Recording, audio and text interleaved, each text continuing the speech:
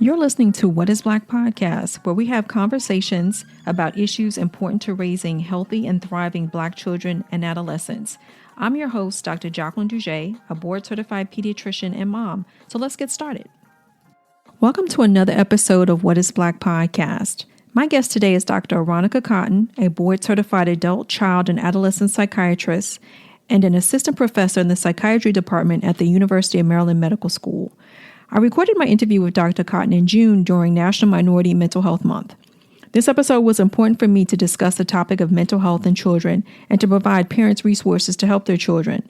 During our conversation, we'll talk about common mental health concerns in children, how parents can help find help for their children, tips for how parents can stay engaged with their kids, and the growing disparity of suicide in Black children. In the show notes, I provide mental health resources for parents. So let's start the conversation. Welcome to this episode of What is Black podcast. I'm happy to have as our guest today, Dr. Aronica Cotton. Welcome, Dr. Cotton. Thank you. Thank you for having me. So, Dr. Cotton, before we get started, if you can share a little bit of information about your background for our listeners. Yes. So currently I am an assistant professor at the University of Maryland School of Medicine and Psychiatry. I have board certifications in both adult and child psychiatry. I did my adult training at the combined MGH McLean program in Boston, Massachusetts, and I did my child fellowship training at the University of Maryland and stayed on as faculty. I'm originally from Birmingham, Alabama, and I've always been interested in medicine and psychiatry. My mom worked in a hospital, so as a unit clerk. So I feel like I've always been around medicine. Very good. Thank you so much for sharing that information. With the podcast, just providing some information about why I wanted to speak with you, and definitely your background as being a child and adolescent psychiatrist was important to me, especially around the issue of mental health, especially in the Black community. Mm-hmm. And as I mentioned, before the interview, I grew up in a family, I'm in my 40s, where I grew up at a time where we really didn't talk about mental health, right? And we didn't talk about seeking help for mental health. So you're younger than me, but I was just wondering, you mentioned one of your interests in going into psychiatry was that exposure to medicine with your mom working in the hospital. But what really drew you to becoming a psychiatrist, choosing that field of medicine? That's really funny. I would say because my mother she did work as a unit clerk, and she did work as a unit clerk on the psychiatry floor. But it's only in retrospect I think about it. When I was in the fifth grade, my mom was diagnosed with having a brain tumor. It was a meningioma. And so everything went well for her. She had the surgery and she recovered well from it. But during that time and that process, we talked to a lot of different doctors, and I found out a lot about the brain. So for a long time, I thought I was going to be a brain surgeon. But someone mentioned to me that, brain surgeons really don't talk to people. You should really think about being a psychiatrist. And I think I was maybe in middle school, and I was like, that makes sense. Okay, well, I'll do that. And then it just kind of stuck with me. I've always enjoyed listening to people's stories, and behavior is something that really piques my interest. And so that's something I could see myself as I learn more about the field, something that I could do for years to come.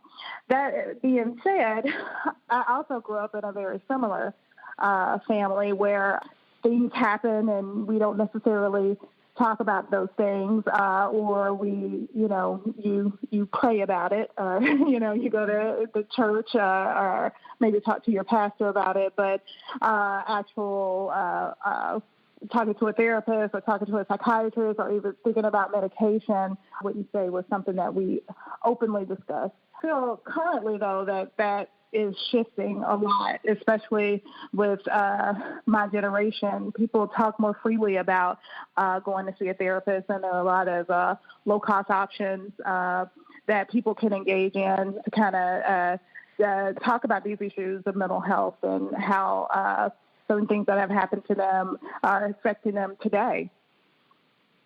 And I'm happy that there has been a shift in that thinking.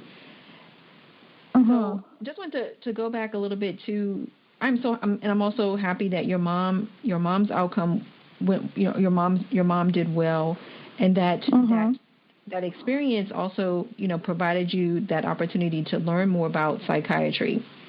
So mm-hmm. I think the one thing that I think some people don't really realize, well, and to being a physician too, but it still took me a while to realize, is that a lot of times when we talk about mental health, right, or talking about therapy, we talk about adults seeking help from a therapist or a psychiatrist, but not a lot of us talk about the role of children and how a lot of, well, maybe from TV, right, you'll see that, oh, your mom and dad, did something to you, messed you up, so that's the root cause of your issues. But there are other things, right? And I think that sort of illustrates the fact that a lot of mental health, I think, starts in childhood. And I was wondering if you could speak to that. Why is that so important to address mental health with younger children?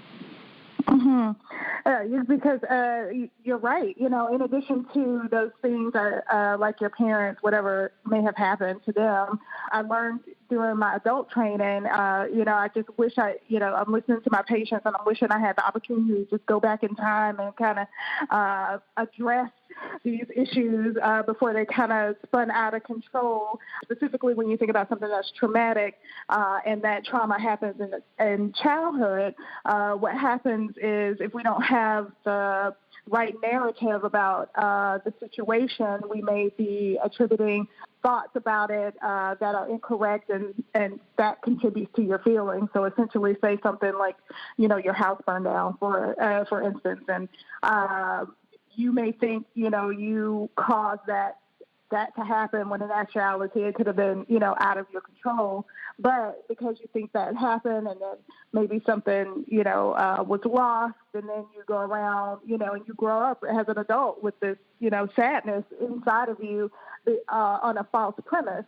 So that's just one example, but I kind of want to expand to the kind of patients that we see, because while we do see a lot of traumatized patients, there are also kids with autism and developmental issues that we also treat as well. So it's important to address these things in childhood, because God willing, these children are going to grow up into adults, and making sure that everybody has the right to have a fulfilling life, no matter what, how you came into the world. So that's why I think it's super important. Child psychiatry is super important for all of us. So you mentioned a couple of conditions that are treated by psychiatrists or therapists. You talk about autism, attention deficit disorder. Are those some of the most common mental health issues in children, or are there others? I think more commonly mood issues like depression or anxiety go underdetected in children. I don't think we are used to thinking of kids feeling depressed or worried or anxious. So as long as the kid is not disruptive, we kind of let kids go on. It's when they become disruptive and, the teacher can't teach their lesson, or if they start to hurt themselves, we kind of, okay, let's intervene then. But I would imagine more mood disorders are more common. But that being said, with the use of electronic devices and the like, there is a rise in ADHD, and as our measures become more sensitive, autism also is increasing over time. But I would venture to say mood disorders are probably more prevalent. Now, it's interesting that you brought up, the mood disorders like depression, anxiety. I think it just it's just timely. My husband shared with myself and my kids, and also some family members, an article about an increase in anxiety related to cell phone usage. So there's an article in AP News, I think, that came out like a couple of days ago, or maybe it's been today. And I found that kind of fascinating. I mean, I've read, some associations between social media use of the phone, maybe with depression, but I've also read articles that talk about, that it's also an important tool for kids. There are like apps and stuff to help with, mindfulness, or even help with depression, or kids can talk to each other and kind of work some things out. But have you found in your work this association, or I know we can't say that it causes it, but are you finding more kids feeling anxious because of social media or pressures from social media? Yeah, I think we're just in uncharted territory. Everything is so new. I think our society is just faced with things that other people, older generations never had to really deal with. I do feel like the prevalence of anxiety has increased and I do think social media plays a role because before, you never knew that Sally down the street had, a new bike and went to Disney World for her vacation. But now, all of that, and, they just got a pool in the backyard, which makes you feel sad. I personally don't even have social media because I noticed like every time I would go onto one of those sites, I didn't feel, it made me feel not great. So I just I got rid of it myself for that very reason. But I think too, again, depending on your socioeconomic status, the hyper-competitiveness of wanting to get just the right school and just the right grades, getting into just the right college so you can have just the right job, also presents a lot of pressure. I feel that economic pressure of adults kind of trickles down to their kids, which also contributes to this heightened level of anxiety. For a parent who does have concerns about mental health or just the well-being of their kids, what are recommendations for them about reaching out or asking, like, how do I find a therapist? How do we even go about knowing which one's the right one to choose for me, psychiatry versus a therapist? It depends on the person. If you using your insurance is a resource if you have insurance, because a lot of therapists, they do take it, so have it, and there are different types of therapists. You can have your PhD level therapists. You can also have clinical social workers also provide a type of therapy, and it's just a difference in the type of school that they went to. PhD therapists, though, are doctors. As you probably know, but just for everyone else who might not know, sometimes there are also nurses too that provide sort of therapy too. When you start to get into medications, that's when you want to think about a psychiatrist. And medications can be used for things like ADHD that help with attention and focus, or mood issues like anxiety or depression. There are also nurse practitioners that also prescribe medications here in Maryland. And again, it's just a different school. So depending on, reviews online, asking family or friends, that might be helpful, or other people in your community. If you have a primary care physician, they may have people that they send their patients to that might be helpful. So that's kind of where I would start. Okay, that's very helpful, because I think for some for some families, I think it's not knowing where to go. They know that they need the help, and which is I think the first start is acknowledging if you need the help, if your child needs the help. But then the next part, like you said, is like finding out who and where. And I think those are great suggestions for helping people sort of navigate that. Yeah, and it might take a little while. I'm sorry to cut you off. just because you meet one person and, you feel like you don't mesh well, don't be afraid to say that. And depending on the psychiatrist or the therapist, they may even say, like, our first few sessions is just a trial period to see if we can work with each other, because it's not one size fits all. You kind of gotta. It's sort of like dating in that way. You got to find your fit. Yes. I think that's very, very true. I think, you find, I personally have used therapy and have found it helpful. And when I've needed it, if I've needed it for my kids, when I've needed it for my kids, right? It has been an interesting process to find the right one, and then knowing, like, for what period of time, you'll need therapy for. But I definitely say it's beneficial for those who want to engage with a therapist. Mm-hmm. Because I know for everyone, because I was listening to a couple of programs, I listen to different podcasts and other programs, and then there are some people who say that, oh, I didn't go to therapy, it didn't work for me, and then of course there are people who say, oh, therapy was really helpful. So I think, like you said, it's just dating. You got to find the right fit for you, and if it doesn't work out, then it's a process. But as long as you're willing to continue that journey, so that you can get the help that you need, the appropriate help that you need for whatever length of time you think that you might need it for.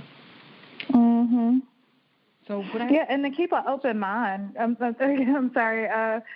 I hear a lot of when I was working with adults, primarily.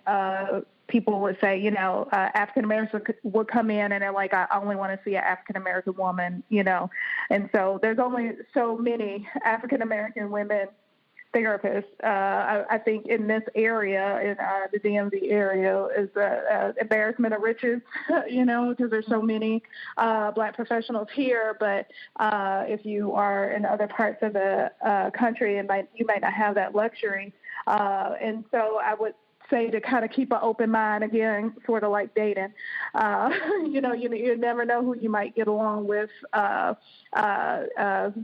yeah, the point is about getting the help. And if you have to see somebody who isn't African American, having that conversation with the therapist is hopefully something that they bring up. But that therapist shouldn't be uncomfortable talking to you about things that affect you and your race, if that is some of the issues that bring you to therapy. Okay, I think that's important. Thank you very much for sharing that information. Mm-hmm. I think that the other thing that sort of come up in this discussion about mental health for me, some issues that we've been dealing with at work, and just public health and pediatrics in general, is the fact that there's been a rise in youth suicide. Mm-hmm. I think, and some of the trend data, if I'm recalling correct, I think even younger kids, there have been disparities in differences in rates of certain diseases for certain groups based on race or socioeconomic status. But I think what was striking recently is reading articles that have, and even going to conferences, and they've mentioned this, that there's sort of been a change in the rates of African American youth suicide. I think younger kids. Yeah. I think it's like one of the first times that the rates are higher than white youth. And I thought that was so striking, but I didn't. And so I wanted to talk to you a little bit about that. In the field, have there been thoughts about, why, some initial thoughts about why that change, why that rise for young people? It is about, and also that maybe that disparity with Black children. Right. So no, the bottom line, no, there's not any. We don't know why, but that is true. That the rates for young African American kids in suicide have increased.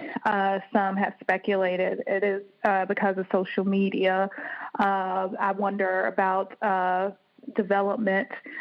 Sometimes when kids or when people, let's say people in general, who are struggling with suicide in particular, it's not necessarily that they want to die. They just want to stop feeling the way that they're feeling. And so, at some point, children learn that death is permanent, but maybe, younger kids, around 7, I think they teach us that that's when kids learn that death is permanent. But as you know, development is a spectrum. So maybe just wanting to feel better and not really realizing, the consequences of their behavior is a thought that I had, in addition to whatever they are being exposed with on social media. But it is alarming, to say the least. Having conversations with your kids and talking with your kids, even your very young kids. I think when I first started my training, I was surprised at how candid kids are when they talk to you about their feelings. And it's up to us as adults to listen and address it.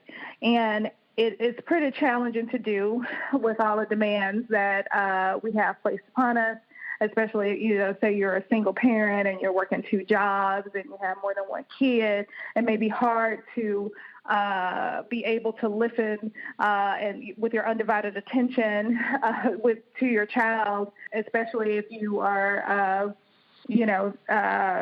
thinking about whatever they're going through is, just normal kid things. But taking that time, that individual time with your kid, talking to them is important. I think the thing is with suicide, and this is suicide just generally with young kids, with older kids, a psychiatrist, it's really hard for us to predict it. The most reliable sign that we have is that if you've tried it once before, then you will you're at higher risk for trying it again. There are other mitigating factors, including race, being a man, having access to a gun. So this conversation plays into a lot of other social issues that we are discussions that we're having in our society and what we want our society to look like. But what I can tell people who may be listening and where this may be a concern, spending that quality time with your kids, even if it's just 5 minutes, giving a child your undivided attention can make a huge difference. I think the points that you brought up about how parents, it's really important for parents to engage with their children and talk with them and make time, the quality time with kids. I'm wondering at some point, do parents, and it's just a parent question, do we kind of forget that, definitely I think we think, most parents, like when they're babies, we're going to spend a lot of time with our babies, our infants, our toddlers. But I think around that middle school, the tween ages, like that right around middle school, I think there's like a shift. I know for me there was a shift mentally. I'm thinking, well, they won't need me as much. I'm just going to drop them off, pick them up, right? So I wonder if sometimes, if parents need to just be reminded a little bit that that's even that's another important developmental stage where you really do have to engage, and it's not hands off as much as we'd like to think it should be hands off. Yeah, but it's a balance because that's around the age they are trying to differentiate themselves from their parents, and they kind of want a little more independence. So I think, your instinct, on some level, or most parents' instincts on some level, there's some merit there because the kid is not necessarily pushing you away, but they're doing the appropriate developmental thing and trying, to find themselves. But being available to children and open from when they come, just like you said with your son, like he came in and wanted to chat with you. So being available when they want to chat is super important, and being non-judgmental about what they're going to tell you because, they're trying to figure it out. And if they know, you're going to fly off the handle about something, then they may be less likely to tell you these things and maybe, go into God knows who to get this information from. Again, great reminder. I'm glad I'm talking with you. Because I think the one thing that I love about talking with you and learning all these great things is that, and I guess just also reiterating for me, is that the social, emotional, and mental health are really tied to the health and well-being of kids. And sometimes I think we might forget that. And I just wanted to kind of, I guess, find out from you, why is that connection so important for helping children? It is. I feel like it's important for everyone. Children are little mirrors of us, of parents. So if you are looking at your kid and you're wondering why, he or she is sulking around the house and, not doing certain things or using words that you don't like, maybe take a step back and see what you are portraying to this child. They're not exact carbon copies, of course, because kids come in with their own temperament and kind of their own purpose in this world. However, there are some things, there's quite a bit that they pick up from us. So if you, and these are the people who are going to grow up, hopefully, and this is the society that we hope to perpetuate and live in, so you want to make sure that you're doing a good job with raising your kids. So I would say it's the basis of everything that we do. It's super important. If you care about the world that you live in, then you should care about the social and emotional and physical health of children. And again, I think, it's just a great reminder that when I reference children, the fact that you also mentioned adults as well, right? Because the adults are the parents, and again, like you said, if they don't feel mentally well, or their social emotional well-being isn't together, their physical health isn't together, then I think it is harder to then try to do that for your kids or be there for your kids. Absolutely. I see that every day. And it's a hard conversation to have depending on the problem that the families come in with. Because, people, it's a sensitive topic. Parenting is a very sensitive topic. No one wants to feel like they're a bad parent because everybody is doing the best that they can do. And I guess I would say no one's, there's no judgment on the parenting per se, but, if there are ways that we can improve, then that's just going to only help your child. And sometimes, when you know better, you do better. And it's been cycles of things that have happened, because then what sometimes happens, depending on, whether people stick with it or not, they start to think about their own childhood, and they start to think about how they were parented and how they are doing, only what you know. You kind of only know what you know, and then they kind of have the realization like, oh, well, maybe I wasn't treated well as a child either.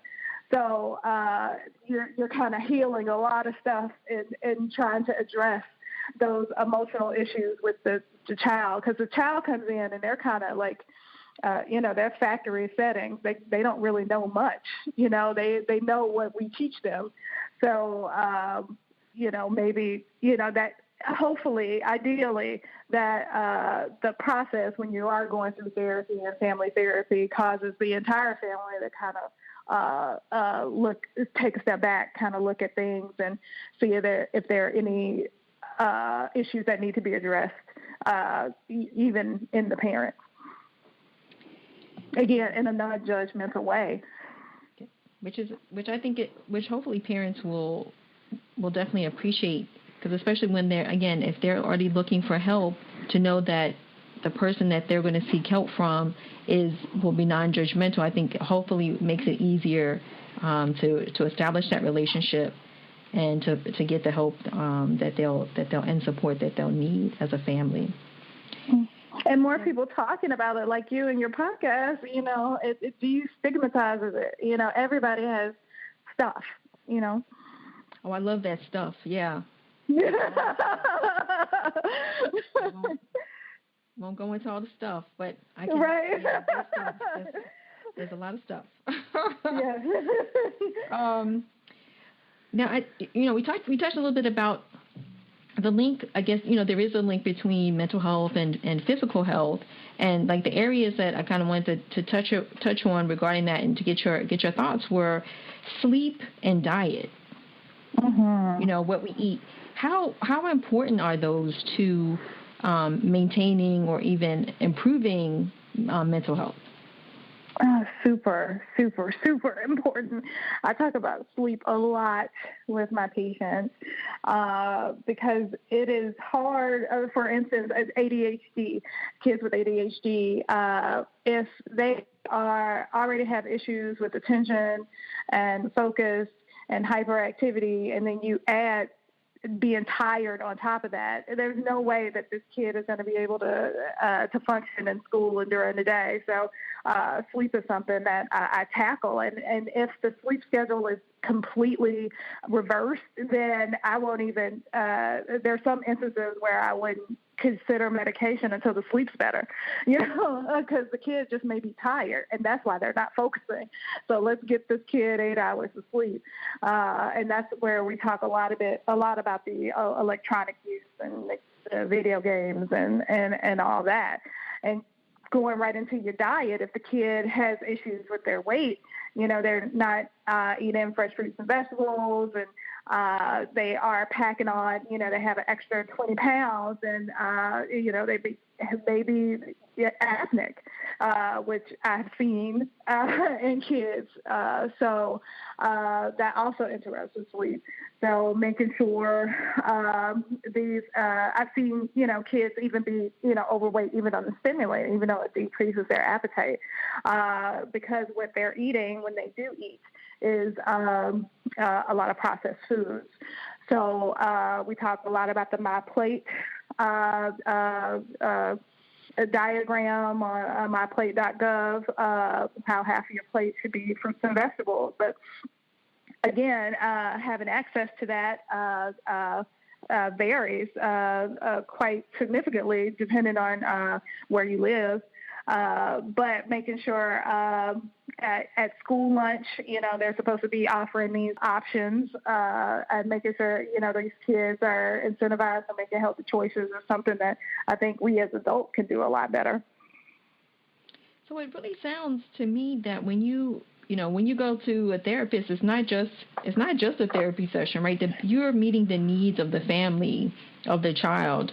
And if you need to talk about sleep, you talk about sleep. If you need to talk about physical health, you talk about physical health, or provide resources for them. So it's really sort of like it's a holistic, and it really sort of reemphasizes the importance of this connection, the mind, body, spirit, I think. Absolutely. And ideally, I have access to their pediatrician as well. So making sure I have permission to contact the pediatrician, be like, oh, I saw such and such in the office. They gained 15 pounds. I just want to let you know their blood pressure's up, So definitely, I one of the other jobs that I do is consults for pediatricians. So I love the teamwork. I love being able to tie up every aspect of a kid's life. I contact schools, kids with ADHD, they need different accommodations to help them get through school. So being in contact with the school is also something that I talk to quite frequently.